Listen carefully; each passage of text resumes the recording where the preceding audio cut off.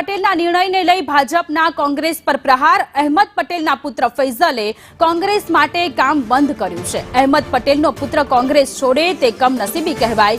વ્યથિત થઈ ફૈઝલ પટેલે કોંગ્રેસ છોડી દીધી હોવાની વાત યજ્ઞેશ દવેએ કરી। કોંગ્રેસ દિશાવિહીન છે, નેતૃત્વવિહીન છે, કોંગ્રેસનો કોઈ પર કંટ્રોલ ન હોવાની વાત યજ્ઞેશ દવેએ કરી।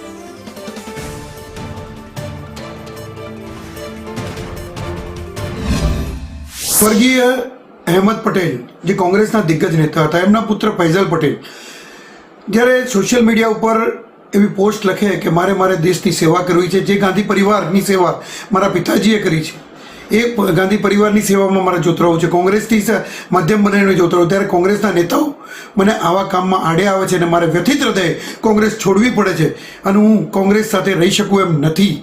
એટલે મને એ લાગે છે કે કોંગ્રેસ અત્યારે દિશાવિહીન તો હતી જ, પણ નેતૃત્વવિહીન છે, ક્યાંય કોઈની ઉપર કંટ્રોલ નથી રહ્યો। બીજું કે કોંગ્રેસની દિશાવિહીનતા, નેતૃત્વવિહીનતા, નીતિવિહીનતા અને કોઈ પણ જાતના નિર્ણયો નહીં લેવાની ક્ષમતાના કારણે આજે દેશની અંદર દેશના એક પણ મતદારો જોવા જઈએ તો કોંગ્રેસને પસંદ કરતા નથી।